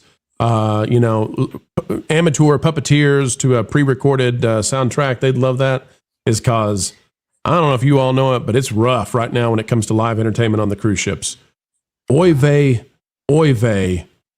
you're not welcome. This goes out to all my fat finger super chat homies. Now, there's only one problem to our fat-fingered Super Chat homies. We got no Super Chats, but the channel has decided to give out 5 gifted memberships to you all, letting you know that we love having you aboard. Thank you so much for being here as we continue to go through the theme park news you need to know ahead of, as they say in England, schedule. But enjoy those 5, ladies and gentlemen. All right, we've got one more news item we're going to hit today, and we're going to hit it with the zeal and a gusto. But before we do so, Ron, you've got a show coming up after today. What are you covering today on the Follow the Bradleys Fun Show? We're going to be covering a little bit about the Super Bowl. We always start Monday off with the numbers, so it's going to be an interesting numbers weekend because we're going to see how the box office did versus the Super Bowl. Okay, so we'll cover those numbers, see what's shining at the box office or what's dark at the box office right now, and then cover who got snuck into the Bad Bunny show that they didn't really announce, but it was I picked up on it. It was interesting, and then we'll definitely be talking about Disney's lack of presence. Like we covered a little bit here, and I'm going to cover a little bit more of it. My gosh, that's crazy. Cold feet for the mouse. So scary like watching Josh D'Amaro, all the videos of him like interacting with cast members, smiling, picking up trash. Cast love Josh. Right. But they And- don't and- know real Josh. So this is Josh. Oh, hey, how are you? You having a great day today? Great. Hey, do me a favor, fire her after her. Yeah, exactly. I don't like her. Exactly. Yeah. That's what we have. No, he has done this twice, by the way, MJ. He has made moves that have undercut cast member pay, specifically at Disneyland Resort. Twice. I know. And nobody what I'm telling noticed. You could tell, like looking at him, he's sketchy. Like, What are you guys talking about? Come on, then. Are you calling him sketch now? total sketch. You're calling this man sketch. I'm using the lingo of the Gen Zs. Total sketch. No, he looks like his Bob eyeballs. Barker. He looks like Bob Barker and Regis Philbin had a baby. Don't you call this man super sketch? Oh my God. I don't know. This is crazy. I'm in the process of doing the examination of Josh D'Amaro right now, and so I've seen a lot of photos of him over the years. That guy's had work done for sure. Oh, The yeah. Wall Street, Dana Wilton got some layers and injections, probably. I think our good friend Marvin said she's well preserved. Yeah, with Botox. Wall Street loves him, though, Vash. Wall Street loves this guy. I mean, maybe, you know, I understand that he has his bases, right? And the real one I think is going to be most crucial is going to be the entertainment in Hollywood and how they think of him. That's going to be an interesting one to watch. I don't know if you saw this, Pro, but Ben Fritz's recent article in the Wall Street Journal alluded to the fact that people in the movie division are actually concerned about Dana Walden because she now leads the creative with all of these divisions, including theirs, and she's never really been a part of that world. I thought that was very interesting that the Wall Street Journal brought that up. Part of their world. Hey, would you like to see? Would you all like to see what Josh looked like as a younger guy? Would you like to see? Yes, please. What? No. There's a younger photo of Josh tomorrow. I'm going to say he's had a little bit of work done. Wait, are you No serious? way. Is that true? really him? It is from Fortune 500. There's a Fortune 500 photo of Josh tomorrow when he's younger. That looks nothing like him. What? What are you guys talking about? It looks just like him. There he is. Goodness. There's young Josh. What are you guys talking about? You don't think that's real Josh? There's no way. It is. That looks nothing like him. Hang on a second. It is weird how much he's like been scrubbed from the internet. Disney's new CEO, Josh D'Amaro, once planned to be a sculptor. right. That's from Fortune magazine. That's young Josh D'Amaro. You know what, Vash? You're right. If you Google him, it's almost like him pulling teeth out, trying It's to get. really eerie. Yeah. I only just saw a photo of his wife very recently, and I had to track down where that photo actually came from to confirm that it was his wife. Now don't stop getting he's weird that now, scrubbed. Vash. Don't be creeping on him. We don't want to get to Mike. We don't get to Mike Zero levels around here. Don't be dragging That's up the true. thumb drives. That's a very good point. All right, let's hit these super chats up. Flying Blind for 199. Hi, all. Good to see you, Flying Blind. We've also got Wild Men of Yavin for 5. Hey, I'm trying to do some cleaning. Out of obligation. Oh, Wild Man, you know what we're obliged to do? It was a peaceful planet until he arrived. Then he brought wild to our skies. That would have been a better ad for the Mandalorian and Grogu than the one they actually ran. Yeah. True. True that. Texas 8412 for 5. Josh is an extraterrestrial, an alien from the series V. He's No, we're just being secretly too mean. with the rat. Poor No, but Josh. I kid you not. There is a series on Netflix. It's actually really good for kids. It's not woke. It doesn't have any bologna sausage 2.0 trash. It's really cute. It's Have you been hanging out with Culture again? I told you to stay away from him. I you gotta love be careful Culture with and his Culture. triple potatoes.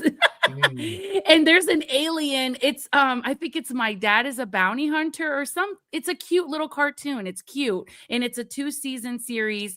And there's aliens that are like it's a human, but he's an alien. And if you go back to that picture of D'Amaro when he was younger, he looks identical to the alien in that show. And if I could just pull up a picture of it, I would show it to you, and you guys would die laughing. He looks just like that. Josh is a handsome young man. What are you people? You're being so mean to poor Josh. Oh, There's no way that's yeah. Josh. There's no way It's that's Josh. It's Vash. You want to use it for your video now, don't you? Yeah, blame I'm you. gonna have to. Fortune. This is Fortune it. has it. That's from Fortune. They're doing There's it. no way. It's Josh. Look at that. His hairline is completely different, by the way. So that's Yeah, it is. That's because WORK. Vash, you're the one who called it out. You said he's had some work. Yeah, okay. Mm-hmm. Check the eyebrows, okay? Hollywood can just turn you into whatever you want. The eyebrows are the same. The eyebrows don't lie. Yeah. He's very image conscious. I have put this together in my deep dive. I can't believe somebody who would rise to the level of CEO of Disney is image conscious. Yes, indeed, yes. Lee. Let's see. We've got John Wayne. The Duke has arrived for 2. Josh tomorrow also looks like George Hamilton. Interesting. All right. Oh my God. We all live on a. Let's see. What was the 20,000 leagues under the sea? We all live in 20,000 leagues under the sea. No, it doesn't fit. All right, folks. We got to get to the next news item. It's the last one of the day, but we're bringing it your way, and we're excited to do so. Why? Because it turns out, maybe under Josh tomorrow, I guess you have to say this is true. The Disney adults, the dinks, can't afford to sink all their fortunes into Disney no more. Let's talk about them finding out they can't be in the magic, expensive kingdom. I just can't wait for 3 days of you and me. From the Business Insider by Aaron McDowell and Gabby Shaw, Disneyland admission was $1 on opening day in 1955. See how Disney park prices have skyrocketed since. Now, this is an article that goes on. You see them all the time. We cover it too. Just how much Disney parks have got more and more and more expensive, even to the point now that you can't afford it. It says, adjusting for inflation, the cost of a Disney ticket, Disneyland when it opened, would be $6 and $12 for children and adults, respectively, with an additional $1 to $4 charged per ride. That's adjusted for inflation. That's what Disney would have charged for it back then, today, adjusted for inflation. However, today, the cheapest ticket to Disney World is a single day, single park ticket from $119, and that is available for 2 days out of the year. It's usually $200 or more, especially with taxes. It's over $200. It says Disney began implementing dynamic pricing in 2016, so days with higher demand, such as weekends or holiday breaks, are more expensive. It means that at some points throughout the year, a one-day ticket to a single park in Orlando can cost $200. It always does. It just does. Annual passes can now reach north of $1,600 with taxes north of $1,800, and that's just the beginning. And so, folks, what are we getting at? Also out of Business Insider, the Disney adults can no longer afford their Disney parks. The article in question here by Jessica Orwig, Liz Rowley, and Nikita Grant says, I've gone to Disney parks every year for decades. As prices rise, here's what I still splurge on and skip. This is our young lady who's going to give us the tour de pain, not tomorrow, but tour de pain when it comes to how much money you can expect to rain out of your wallet. Sarah, I don't know how to pronounce her last name, visits Disney parks multiple times a year, but rising costs are an increasing concern. Here's what she says, okay? I'm going to read this to you. I remember meeting Goofy, Gorsh, at Disney World for the first time as a toddler in my stroller. Oh, my. You know, maybe. It's hard to remember from your. Okay, we'll give it to her. I looked up and there he was leaning over me. I've pretty much been a diehard Disney fan ever since. Okay, we got it. How much is she spending, though? Here's what it says. I have the added benefit of being a Disney Vacation Club member since 2002. She's spending money, which comes with many discounts, including on dining, merchandise, and special events. Still, as Disney's rising prices continue, even she, a dink among dinks, has had to cut back. I said dink, ladies and gentlemen. It's a Disney adult, okay? Higher prices haven't stopped how often I visit Disney, but they have made me reconsider quite a bit of what I do while I'm there. Here's what I still find worth spending my money on. She says she has to do an annual pass. If you scroll down, says don't spend on premium shortcuts or add-ons. She doesn't buy Lightning Lane. She doesn't do VIP tours. She's had to cut back on tours and special activities. She'll always spend on food, but she's selective. Mm-hmm. And she also goes on to talk about Run Disney and how she does marathons and stuff. You be the judge, but she says she does marathons and stuff, and that that's one thing she's still willing to pay big bucks on. We'll scroll down here. This is her saying that she's doing the marathon. You get the idea. Go, win, win, win. We're all about that, so keep running. These are articles now that are all over the web talking about just how expensive Disney World is, Disneyland too. Disney World's worse, though.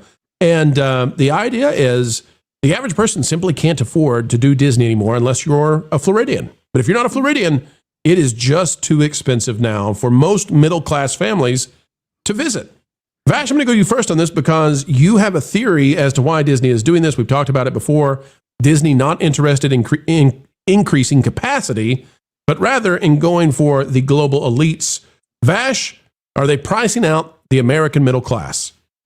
Oh, absolutely. Yeah. And that's definitely been a concerted effort to do that. I mean, they are maximizing what the market will bear for any of these things. I think Business Insider did a really great YouTube video actually showcasing the prices between 2009 and 2026 and how, just stuff like ear bands, for example, ear headbands going for $11.95 back in 2009, and now they are well over $40 in some cases. Quadrupled in 10 years. Exactly. Disney pins, for example, going for $9 now, well over $13, maybe even more than that.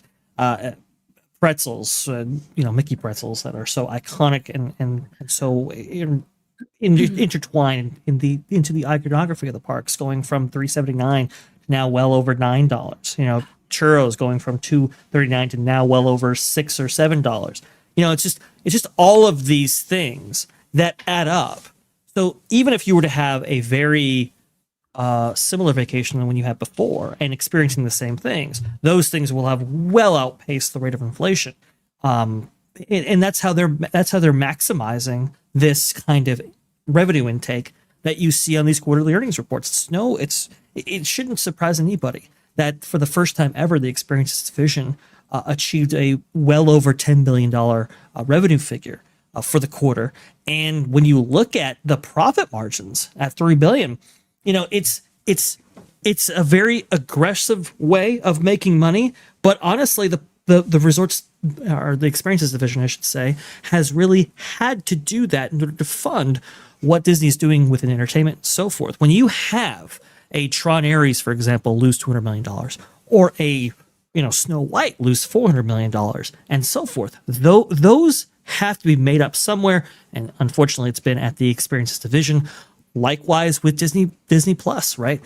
To make that huge gamble work, it had to really come from somewhere, and unfortunately, the Experiences division had to take the brunt of that. The other way, too, as Pro alluded to, was maximizing on these very top-end experiences, right? Like for example, you have at Disneyland 21 Royal Street, that very exclusive dining experience in which I believe it's about $15,000 to dine in there. And so people will usually try to max out their party, right? And have everybody kind of split the check. But still, you're talking about this deluxe experience that didn't exist 10 years ago, but is now part of the roster there. You have extra cost experiences like fireworks viewing, for example. We're seeing that out. They're trying to put that out in Disneyland, but we've seen that as a mainstay for Walt Disney World. And these go beyond the parks themselves, right? If you want to go ahead and watch the fireworks viewing from like a boat, for example, out there on Seven Seas Lagoon at night, you can do that at an elevated price point. You have like the bungalows, right, for the Polynesian. That's an extra cost add-on that really tries to tie into that very exclusive elite market, that upper 20% and so forth. And, I think upper 5%. That's what they've been trying to do. Yeah. I mean, you're talking about very exclusive experiences, but the idea being that your whales provide you 80% of your overall revenue. That's certainly something that they've tried to really maximize on. Absolutely. And this is a great meter that shows how much Disney has outstripped inflation. Folks, just take a look at that chart. It is absolutely insane. Absolutely. Disney tickets, and we're going to keep watching this all the way through the modern time because it actually gets worse. Right here, it's going to accelerate. This is bonkers, and this is why they have decided, basically at Disney World, they've decided, and then it got worse after the pandemic, they have basically decided that what they're going to do is they're going to reach out to the very, very global elite, and then they milk them as best they can. And then because there are few of those, but they'll pay way more than the average person can, they have few of those at the parks, and they pad it out with locals to make it seem like it's busy still. And then there's Oh, nothing to nice. do, so it seems busy still. Vash, we're going to pause that one, and we'll come back to that because I want to keep going to that. That's great B-roll. But here's the end of that article that talks about the Disney adult who can no longer afford it. I want you to hear what this person says, what Sarah tells us it's like. I treat Disney like others would treat a lake house. This is what the Disney adult experience has become. Some people go to the same lake every summer. Disney is that place for me. I don't rush from ride to ride anymore. I walk around Epcot with a drink. I people watch. I talk with my parents, my husband, my friends. That's what I'm paying for. As Disney gets more expensive, I've learned to separate what feels meaningful from what feels transactional. I still spend money there, just not on everything. MJ, when we are comparing to Disney to owning a lake house, that means it's expensive now. Oh yeah, definitely. Usually your average American family, they'll do like an annual trip to the lake house or the cabin or a place that they, enjoy spending. And I understand her. I feel her 100%. I grew up Disney, going to the parks, and my mom was a tour guide in Disneyland back in the 70s. It's just a thing in our family. That's what we always did every year. And I feel her 100%. I already go with the mindset of, okay, I'm just going to do this. We're going to do that. We're going to purchase these things. We're not going to purchase that. And it can wait. But, it's unfortunate that it came down to this, because that means that the company has lost sight of the people that helped build it up. Because if it wasn't for her parents and her grandparents, it wouldn't have been the company that it is. It was the films and the experience in the parks that brought us in. The music, the films, the animation. We fell in love with the characters. I mean, I can hear it now. Roger, darling, hit it. We'll have an inflation sensation all across the resorts. They might as well put a song like that together, because $18-20 for one balloon. I told my daughter, I says, okay, for your birthday, we'll get you the balloon. On an average day, we're going to the park. You don't need a balloon or the bubble wand. We'll bring the one we have from home. I'll get some refillable bubbles at the Dollar Tree. It's done. That's what's amazing is those things. You could literally buy them on Amazon and take them with you and then pull them out when it's time for that to start, so your kid doesn't ask for them, because you're going to pay 1/10 or 1/12 on Amazon what you'll pay at the park and they've got you there. They know that kids are going to beg. That's the whole idea. They're going to beg for it. But they also know at this point that if you're a 60-year-old, guy who's made a lot of money and you take your family to Disney, they want your young adults to also beg you for all this stuff too. Now, that's the idea, not just the bubble wands, but they want to beg, please take us to Tippins. Ron, your thought on just how expensive it is to go to Disney. What would you recommend for a family to consider for a single day when it comes to these expenses? If you're just going on vacation, if you're not from Florida, you're going on vacation, a family of four, $1,000 a day easy. I was going to say, I don't think you can expect less than $1,000 a day. Yeah. And honestly, I think we're at the point where if you want to have the quality of Disney vacation that, let's say that I came from Missouri in 2006 to have a Disney vacation. I think it was about $3,500 for the whole thing. A week. It was a week long. That included that $3,500 included the dining plan, included all the tickets, included all the hotel stay. That was everything was that $3,500. I would say for a family of four, we were a family of five. So that was family of five. So for a family of five, the equivalent, this is now 20 years later. So let's give it that. I'm going to say it's $15,000 minimum, maybe $20,000 for that exact same experience. And of course, and you have to filter in the fact that back then we had free fast passes. Now you have to pay for lightning lanes, any type of additional thing that you want to pay for, like the dessert party in front of the castle for the fireworks, or maybe you want to do the pirate tour or whatever. The Bibbidi Bobbidi Boutique, all of these other things that are these extra expenses that cost more and more and more. And Disney used to be the place that did not nickel and dime you to death. You used to be able to know what your vacation was going to cost. Yep. You speaking before you went. Now it is nickel and dime everything. Like literally, it's so much. It's really funny. You talked about the Polynesian Bora Bora bungalows, what they call them. It costs more to stay in a Polynesian Bora Bora bungalow than it does to stay in an actual bungalow in Bora Bora. That's The amazing thing is, so I just decided to see how much it would cost to do Disney without any of the tricks, and it was easily over $1,000 a day. One of the things that amazed me, one of the things that I decided, no, I'm not going to take the hurt here because I don't have to. I know how much it's going to cost. I decided to rent basically a home. And I'm talking about, now I had people with me, right? I had a little bit of a team with me to help me do B-roll and all that kind of stuff. So we rented a 3-story home in Orlando, and rented it for the same price per night as a moderate Disney hotel room.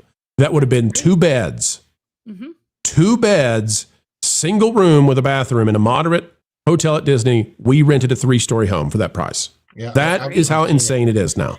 Some of those houses are like even decked out with Disney decor, and I've seen where they sleep up to 20 people, and they're like $450 a night. There's like these insane Airbnbs that have like Star Wars rooms and Harry Potter themed rooms. It is absolutely incredible the way that they really are competing with the resorts. And a private pool instead of a public pool. Right. With the jacuzzi and whatnot. Yeah, I mean, gotta love one of the that. reasons why those prices have been so aggressive is, the acceleration of DVC, right, and the pushing of DVC.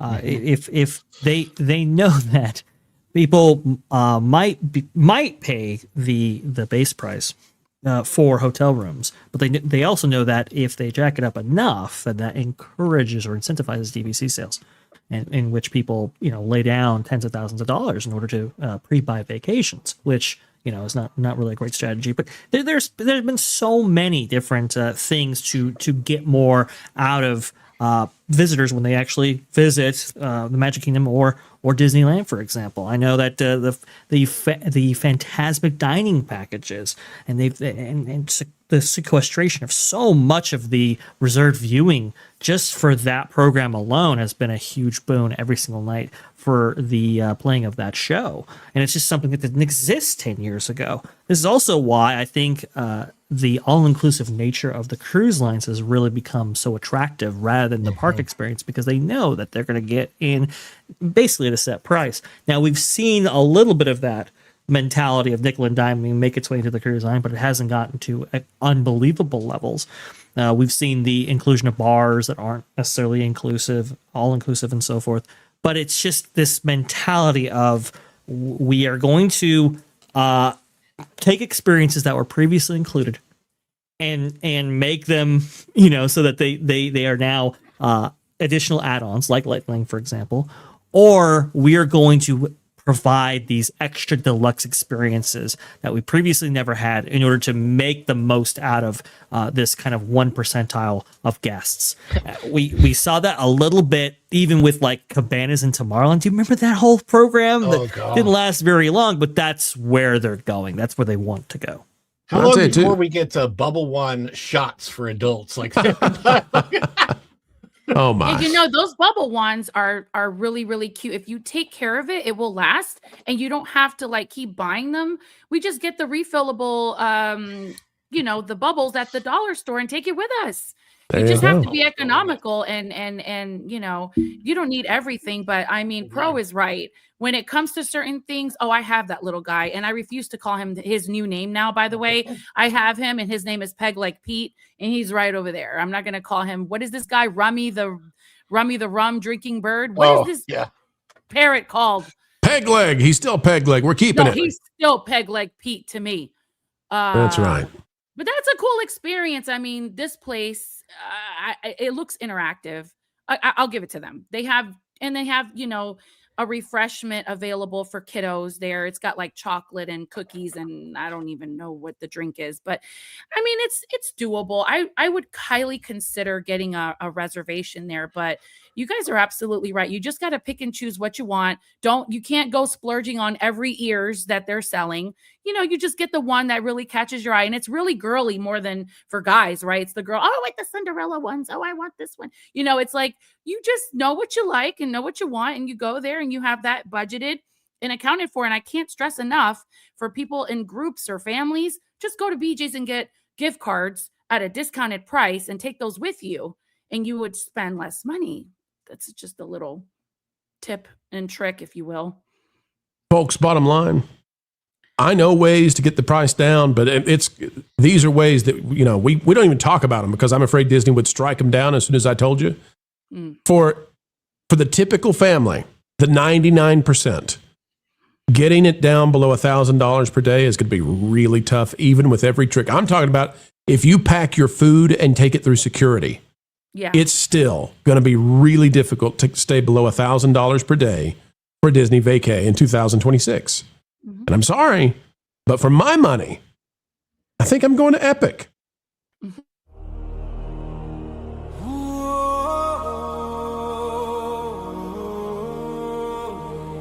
In a world in which franchises are being broken every day, only one man, cloned, can save the day. You'll laugh, you'll cry, you'll wipe smog from your eyes. Join Lorne Connor as he takes on an epic quest.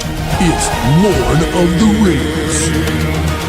One sword to guide me, one heart to bind me. All I have to do is drop it at a time now, Frontierland. My fingers don't want to. Why, you can't open a splash mountain when that mountain ain't got no water. No water. No water. No water. I didn't kill Han Solo. Wokeness killed Han Solo. All right. What a clip. I think they have a 5th portal at Epic with Lord of the Rings on the top. Is that what I saw? I didn't know that. I just, you're telling me now for the first time. Boy. Ready to go. Ready to go. Okay, let's see. We got a poll out here. What's this poll? It says, how was Pro's Goofy impression earlier? Oh my gosh. On point. 53% say I'm on point. 19% say I need work. Don't show me up, Ron, now. Ron's is really, really good. I'm sorry. He's going to mess up we're going to have a Goofy off in a minute. At 20% say don't quit your day job, and 7% of you say that it's worse than Pedro. Folks, if we don't get that below 5%, I'm playing the winter whistle. Don't you tempt me. Can we just, for shizzles and giggles, can we hear Ron's Goofy voice? Shizzles and giggles? Yes. Spritzels and giggles. All right, Ron, what do you got? Give us your best Goofy. Gosh, boy. Hey, you know what, though? Pro is the best Kermit out there. Way better than that other guy. Oh, gosh. What is Bill Farmer? That's the guy who does Goofy. You know, Bill Farmer have you ever met Bill Farmer, Ron? No. He's a good dude. Yeah. He'd probably give you a high five for that Goofy impression. That's not bad. Not bad. Yeah, but your Kermit though is his Kermit so is much on better point. than Way I was better. trying to watch the Muppet Show, and I'm like, it's kind of hard. Awful. It's kind of hard to do. Hurts my Folks, ears. You if we're still at 6% of you saying I'm worse than Pedro, you get that down to 5 or I'm playing it. I'll do it. Don't you tempt me. Best Goofy I've got would be something like, gosh. That's the best I got. I don't know that I can do the whole the talking though. That's really good. I got a better Donald. You know, Donald's can't do Donald. Something like that. Now that was on point. Oh boy. Ron's gonna get hired again. How many times can Ron get hired? Wild Man of Yavin for 5. 3 stories, huh? Couldn't afford the 4th, cheapskate? Appalled out of obligation. Hey, Wild Man, we did 6 stories here on the show today, though. Yeah. Get it? 6 stories on the show. Anyway, sorry. A little late there. Yeah, I know. I feel bad now. The Wild Man of Yavin. So 3 stories. I'm not saying that to brag. We had quite the crew. So it's not as if we went down there and did that, for 2 people. But I'm just giving that as an example. You can get a 3-story home for the same price as an itsy bitsy little room with 2 queen size beds at Disney. Oh yeah. Same price. Yeah, and one of the things I didn't include in that discussion was like Hard Walker, for example, previous CEO long before Josh Giamaro at the Walt Disney Company, but he was very adamant about providing value to the Disney park experience. Remember Dick Irvine talking about that, huge on maintaining value. They didn't jack up the rates of parking. They had it at like a quarter for decades up until the Michael Eisner era, and that kind of changed that whole philosophy. But they were very, very keen on, no, we're going to be value oriented. And that philosophy and mindset has completely gone out the window, especially with the Bob Iger and now the Josh D'Amaro era. Well, man, if you haven't out there for 5 again, I will say there was one time we got upgraded at Yacht Club to a tower suite. After the initial fear passed that I'd made a money mistake, it was awesome. Yeah, okay, so if you were asking me what are the things worth spending big bucks on, I'm not telling you to spend the kind of big bucks you might spend on, but if you wanted to spend the big bucks, Yacht Club with a tower suite, pretty cool. Contemporary, facing the Magic Kingdom, ultra cool, totally worth it, 1,000%. Yeah. Animal Kingdom Lodge, overlooking the savannah, definitely a cool experience. Not as much now, I don't have many animals out, but you know. We could go through the list, but there are a lot of the Treehouse Villas, super cool. Going one time to spend a night at Fort Wilderness, the campground, and seeing all these people who have these crazy, unique decorations, and they do all this stuff that's wild. Go check it out, folks. Go check it out. There are cool things. I might have some links on my Instagram about that. So if you guys want to really save money, check out my Instagram and see those links. And thank you later. Tell them what the Instagram is, please, MJ. It's Magically MJ with 1 L, and great stuff. And you can follow me on X too, but Instagram is where you want to go. Yeah, go check it out. And we have a deluge, if you will, of $1 bills landing upon our heads, folks. Get out the umbrella, because Woman of Yavins drops 1, 2, 3, 4, 5. And then says, oh my, how about we do some memberships live right here on the channel? Thank you, man. It's Bro got a membership. Did I get a membership? You got a membership. No, you got to pay that forward, bro. You can't be doing that. You know what? Here you go, folks. Here you go. I'm going to give a single membership back to the channel. Hang on. Here it comes. Landed right there. You go, folks. Pro has gifted a membership back. Oh, sorry. I didn't mean to take it from somebody. Panda Vision got it. I would never take it from you, Wild Man of Yavin. Thank you so much. Every time a membership is gifted, a content creator gets his wings. Is that gendered language? We're not at Magic Kingdom, Dad.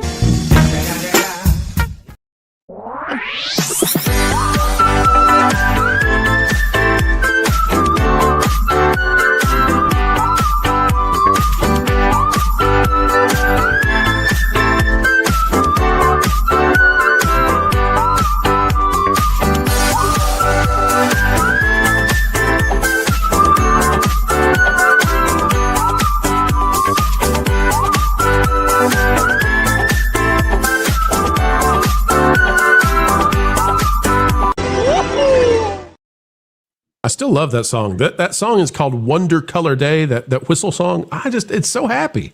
It is just such so a darn happy song, just like Zippity Doo Dah and all the other songs they tried taking away from us. Zippity doo dah, zippity. My, oh my, what a beautiful day. Blind on a rocket cycle for $4.99. What do we need to get some sizz around here? Oh. Well, you all already messed up. You're not getting no sizz, because guess what? Oh, no. That thing, you did this on purpose. You got that up to 9% that I am worse than Pedro. So you know what? No sizz. You get the whiz. It's time for the winter whizzle. The sizzle has frizzled like a slush puppy. It's time for the winter whizzle. No Pedro and trailers, where can he be? Hey Disney, you're whacked now. Bring Peepaw back now. Mando Avengers, set him free. It's time for the winter whizzle. Winter whizzle, get him unfreezed. Now, folks, even I didn't know that they're going to get this desperate. If you want to know how infuriated they are, we're going to talk about this in the pro show tonight. CNN now out there. Bad Bunny's Super Bowl halftime performance redefined what it means to be an American patriot. They are so desperate. They are wetting their pants. They are so afraid at this point. Redefine what it means to be an American patriot. I saw that headline earlier on. I just couldn't believe it. I mean, this is major cope. Whether you like Bad Bunny or not is inconsequential. Was the actual halftime performance that great? What I saw, I wasn't impressed. Even if I didn't like Bad Bunny's music, you could at least be introduced to him and find solidarity in great music. Just wasn't what was showcased there. No, I that's why I sent Pro a message yesterday. I was like, I was playing around with my mic and I just really needed some good, America, something rich and deep. And I just started, you should have seen the look on my husband's face. He's like, what are you doing? I'm like, I'm singing the Star Spangled Banner and I'm recording it. And I think I sent it to Pro. He loved it, but loved it. It was really, really good. We'll have to play it sometime. One of these days. But it's like that's what we want to see, where we want really good entertainment, a good musician or a good band with good vocals, excellent a guitar, drums, real music. It's Lauren out Allred. there. That's what I want. I still want Lauren Allred. I did see your post on that, and she has a really pretty voice. Amazing. She voice. is really, yeah. Can you imagine her on stage with like an orchestra behind her with like real instruments? I mean, wouldn't that be something? Real talent. Real talent. Well, hopefully, folks, you can be an American patriot. Hopefully, you can. We've got a clip right now from Bad Bunny responding to 25 million Americans turning off the TV and watching TPUSA. Here's Bad Bunny.